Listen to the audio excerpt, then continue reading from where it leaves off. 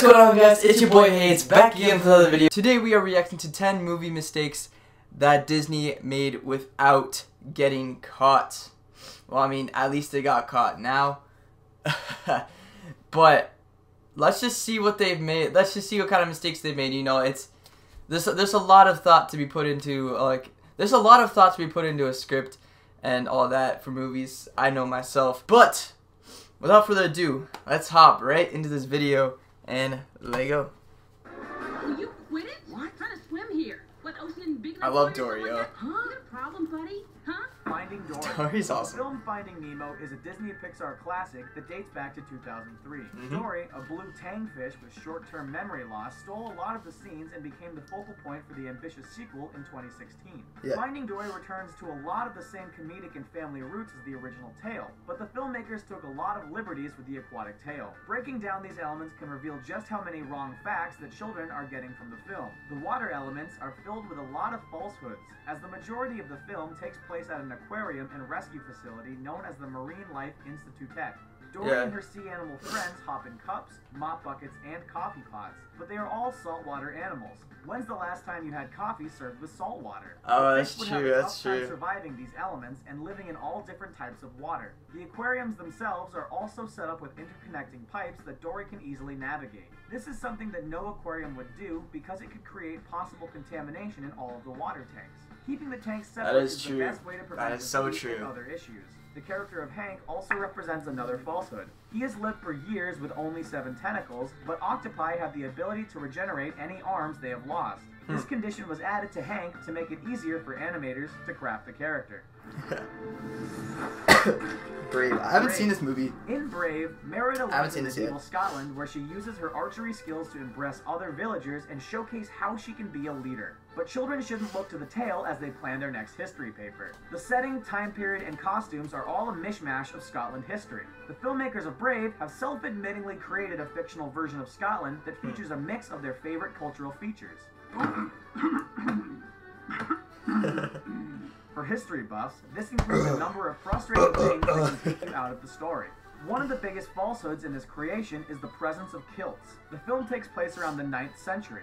Kilts were not introduced and worn until hundreds of years after the time when this movie took place. Other small inaccuracies can also be found in the film. The family enjoys a feast. I mean, it is like a family, fun, enjoyable film, right? Like Like, area until well into the 16th century. The landscapes it's not and like designs were inspired by real pictures of Scotland, but all of the animals may not be so accurate. One example comes with a hawk that the character of Harris has. The hawk is native to the Americas and could not have been in Scotland during this era. A number of the horse designs used in the film are based on I guess they just want to make the movie fun. that would not have you know? existed during these eras. Wow, an ad. Modern breeds that would not have existed during these eras. The Princess and the Frog. It took multiple decades for Disney seen this to one a introduce long an time ago. African-American princess, and when they finally did, it was surrounded with a lot of controversy. The Princess and the Frog has a lot of classic Disney elements in it, but the film also had lots of outrage for the way it portrayed life in New Orleans during the 1920s. Never heard anything The film about had that. you believe that life Never heard between anything about that. African-Americans and Caucasians was more friendly and happy than it really was. The truth is that many events that occurred in the film would have been impossible or even illegal back in the 20s. One of the biggest no-nos from the time was the idea of interracial marriage. The prince in the film does not actually mention his race, but many viewers have pointed out that the charismatic Naveen is definitely not African American. This not only would have been looked down upon in the region, but the whole marriage itself would have been illegal. Aside from the whole marriage thing, the Disney animation ignores all of the Jim Crow laws from the time. These laws segregated the African-American communities from the white communities, but none of this was presented in the film. The illusion may give small children the idea that the 1920s New Orleans was a happy-go-lucky jazz-playing city filled with promise and hope. I mean, yeah, I guess kids do pull from it and all that, but it's like, think about it, like the first like 5 years of our life, like we're watching these types of movies, and we're not getting like the right facts. And then it's like the next stage of like pretend life is like a game, right? And there's like a next stage of it, and that's like when we're like off to school and we actually learn like the right stuff, you know? Like we learn what's actually true for the most part with historic facts. I mean, you don't really learn history until up to like 7th, 8th grade. I mean, at least I didn't have any like history classes until then. I mean, I had some like social studies or whatever, right? So I guess I did go over some stuff in like 5th, 6th grade maybe, but like I didn't fully get into like history stuff until high school. So the reality is a little more darker than this, but at least The Princess and the Frog gives parents a chance to have an open dialogue with their children. Anyway, enjoy your loneliness, my friend. Abinaza. The Good Dinosaur. The Good Dinosaur starts out with a Good Dinosaur. I've never heard of this one. The asteroid that killed the dinosaurs never actually hit the Earth. It's too bad that the premise isn't that simple. Scientists can never truly know what killed off all the dinosaurs, but the giant asteroid that crashed into Mexico is only one factor that could have killed them all off. Volcanic gas from active eruptions all over the world are another reason that the dinosaurs may have gone extinct. Maybe it's the far-fetched premise that turned audiences away. I never really looked into that. Has some of the worst reviews for a Pixar film and has poor box office receipts to match it. Doing a story with dinosaurs is complicated enough, but this film went through many rewrites and new stories before choosing the one that went to the big screen. Maybe if they started with realistic facts in the first place, the story could have had a stronger premise. The film becomes very distracting when it ignores the evolution of other mammals, any type of industrial revolution, and uses cheap tactics to try and draw emotions from viewers. A movie like Zootopia offers better viewing. I love Zootopia. Into it knowing that the world is fictional. That's one of my Good favorite Dinosaur movies. tries too hard to be a realistic what-if story that doesn't make much sense and gives viewers false facts about how dinosaurs were rendered extinct from our planet. Oh, what about the time with the dinosaur? Inside Out. The human brain. I saw that movie. That was pretty good. I liked it. Numerous years, and scientists still don't know everything about it. This is especially true for the developing brain in a young adolescent. That's why it's pretty easy to point out the falsehoods found in the Disney and Pixar film Inside Out. The movie follows the story of a young girl and the 5 emotions that live in her brain. Joy, sadness, anger, fear, and disgust are all characters representing true emotions of a child. There are 2 extra emotions that the film was missing: surprise and contempt. Adding them in would make the movie really crowded, but they came close to representing a true emotional core. While that problem may be minimal, the film did struggle to convey how the human brain works when it comes to expressing emotions and different feelings. The characters in Riley's head are seemingly in control of feelings and actions based on what they do. In reality, with what I thought of the movie, it was like the feelings are kind of like they're working together, but they're also like fighting each other at the same time. You know, like they all kind of want to be in the spotlight. You know, so it's kind of like mood shifts. You know, it's kind of like a bipolar type thing. How like mood shifts like from here to there like that. I mean, I can experience it sometimes like that, like mood shifts. It depends on the weather. It's mostly the weather. Like right now, I'm tired, but it's been cloudy for the past like 3-4 days, and it just messes with like my awakeness or something. Like, you know what I mean? Like, I don't know what it is. It's just like cloudy days make me tired. Like, I just want to take a nap. Like, I just want a nap right now. Like, for real. a person has more control over their emotions than the movie portrays. We can use these emotions to choose the actions that we take. This includes acting out on our emotions, keeping them in, or doing things to change them. Sorry kids, there isn't a little joy running around your head controlling your actions. It's up to you to use your joyful feelings in whatever way you choose. Yes. Another problem. The world's filled with memories and special islands used to form personalities is not as accurate as it seems. While memories can shape a personality, it is controlled by a variety of characteristics that are not directly related to all memories.